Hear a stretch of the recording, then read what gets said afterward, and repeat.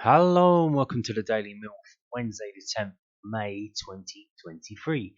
In today's Millwall news, this is on the Millwall FC website.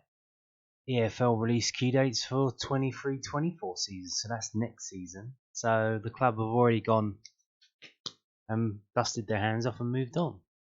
Key dates for Millwall supporters' diaries have been released ahead of the 23-24 season, with EFL fixture release day set for Thursday the 22nd of June.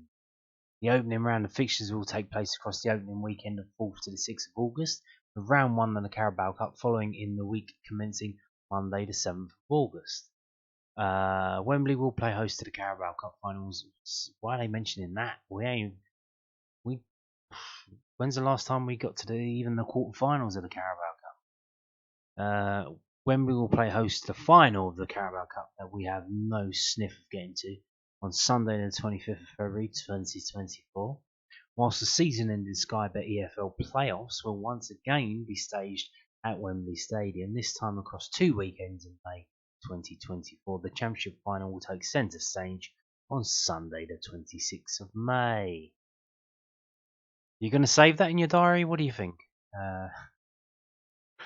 Is it too soon? Yeah, you might as well just play it by ear, eh? Might as well wait until literally the last game of the season before you make any plans on saving the date for the playoff final. A list of the relevant key dates ahead of the 23-24 EFL season can be found below, as said. So what have we got? A month and 10 days, roughly. 12 days. Yeah, so what would that be then? That would be about 40 days. Yeah, 42 days until Thursday the 22nd of June at 9 AM when we will get the fixtures. And who will you be looking for? Southampton, Plymouth, Everton if they go down, Leeds. Carabao Cup round 1, week commencing Monday the 7th of August. And remember this will include the new Sky TV deal, which means they will be showing every game that isn't literally every game that isn't on Saturday at 3 o'clock they will be showing. And they will be moving a lot of the Saturday 3 o'clock kickoffs away from Saturday as usual. Friday night, Saturday morning, Saturday evening, Sunday morning, Sunday evening, and maybe Monday night, just so they can show games as part of the TV deal, which was announced the other day. The Carabao Cup final, February the 25th, 24, not 23. They've written 23 there. That's fine. Championship playoff final, Sunday the 26th of May 2024, and you can find out more here from EFL.com, which is where they got the information. Where I get my information from other websites that aren't Millwall websites, because there's a lot more information on the internet around the world. You just got to go looking for it. So we finally get the post-match words from Gary Rowetts, and here we go. So Millwall boss admits pressure played a part in failed top 6 push. The Lions won just 2 of the final 8 games as they dropped out of the playoffs on the final day of the season. Millwall players struggled to deal with the pressure of their must-win championship clash against Blackburn Rovers. Manager Gary felt.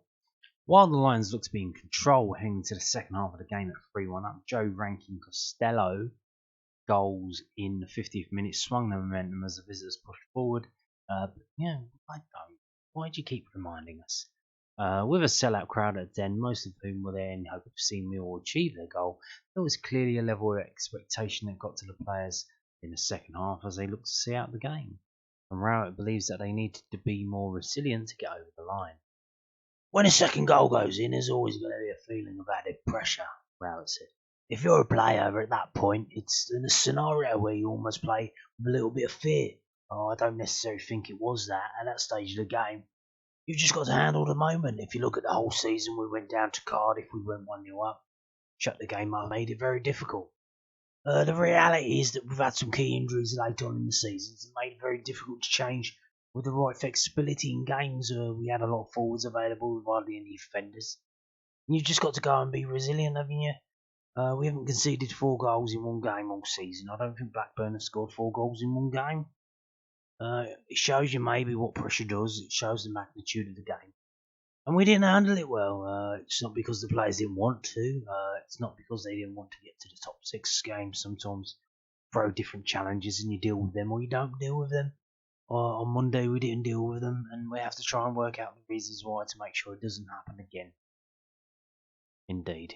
He's got a point there in terms of the defensive problems, the lack of depth. When Charlie Cresswell's out, Murray Wallace is out, Ryan Lenders is out. So what does that leave? You're obviously not going to bring in a youngster from the youth, the under-21s to play. But they're doing pretty well at the moment, and more on that later. So here we go again, another piece. Garrett, also from Southern News.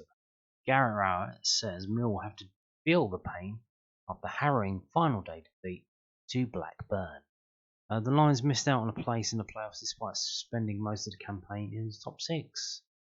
Indeed. Garrett is aware that he will need to lift his players after Mill's heartbreaking defeat on the final day of the season knocked them out of the playoff places. The Lions knew that they would secure a top 6 finish if they beat Blackburn Rovers on Monday afternoon.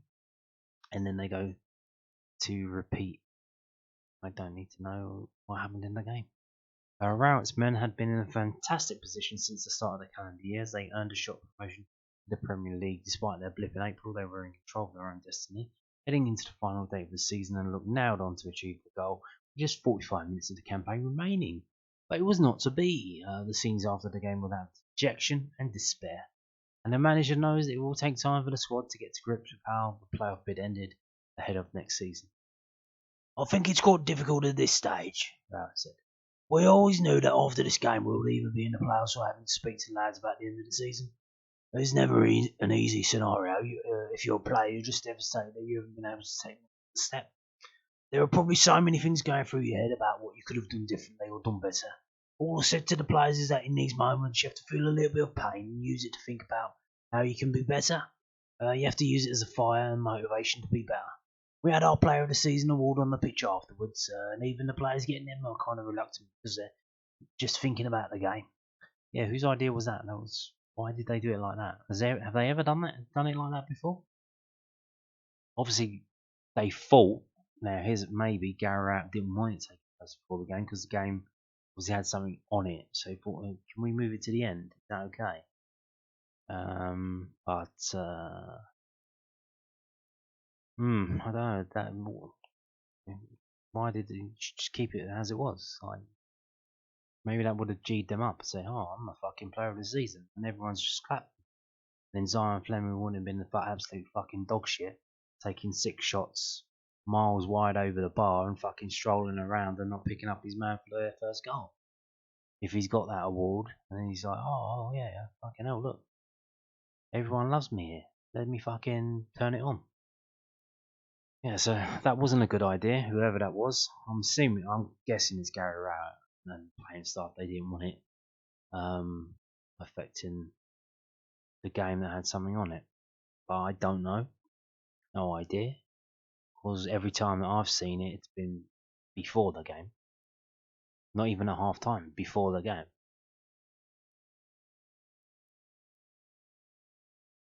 We go and give the fans a clap, and I thought they've been brilliant throughout the season and throughout today. But again, it's just that there's a feeling of disappointment at the moment. It's very difficult to say that out of your head. In a couple of days' time, when 1 or 2 of the lads are probably sat on the beach somewhere, they'll maybe start to reflect a little bit more and detach themselves emotionally to be able to do that. But at the moment, I think everyone at the club is disappointed that we got so close. We managed to get over the line. Yeah, fucking hell, yeah. Absolute gut punch. But I think the season, you see our poor results. Our season started to unravel. We were chasing second place, genuinely and sincerely.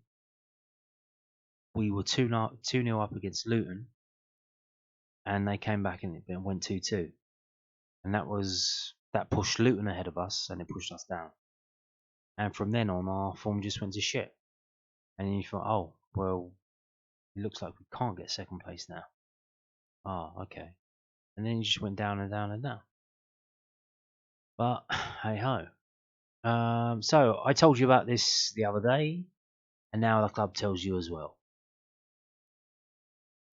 So if you want to notice the news, subscribe, follow, watch, listen, learn to the Daily Millwall, and you'll get it when you get it, and you'll get it before everyone else. So Millwall under 21s to host Hull City in the playoff semi-final. They've given us a time, place, and venue for the game. The fixture will take place at the Den on Monday, the 15th of May. Kick off at 2 p.m. So they haven't moved it to the Saturday. They haven't moved it to get some fans going, get more support. Just kept it the same.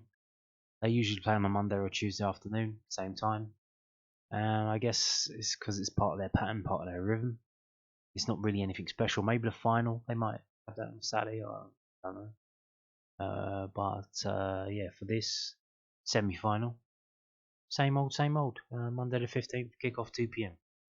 So you're probably going to be full of the same old grey-haired geezers that go every week, and some of us younger people as well. But yeah, should be a good game. Good to see one of these games with like something on the line. But yeah, the under 21's been absolutely mustard today. Mustard all season. Absolutely brilliant. They score so many goals. So yeah, there you go. You can buy tickets. I think it's the same price, £5 whatever. You get discount if you're over 60 or 65, 60. And obviously, if you're a junior season ticket holder, I think you're getting for free. But hang on, it's Monday at 2 o'clock. You should be at school. Why ain't you at school? But yeah, there you go. Now, obviously, and again, the under 18s. I told you about this as well. They're in the playoff semi, and yeah, it's at Oakwell this Saturday morning, as I told you. And we now have an actual from Barnsley's website. Mill did a preview. They don't tell you about this. So I don't know if they don't want you turning up. But from the Barnsley site, the under 18s host Millwall in the playoff semi-final. So it's one-legged. It will take place at Oakwell, which is Barnsley Stadium. It's the first time in their history that they get to that. Barnsley are trying to get to the final. So they won 21 of the 28 games. They scored 81 goals in the process. Holy crap!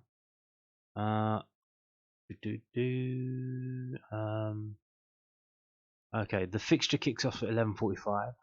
Free entry, so it's free. You can get to this game for free. You've got to be in Barnsley, so there's always a catch. DX West stand only through Gate 8. Refreshments will be available to purchase from the kiosk. So there you go. So yeah, Saturday the 13th of May in Barnsley. And on that note, thank you for watching, and goodbye.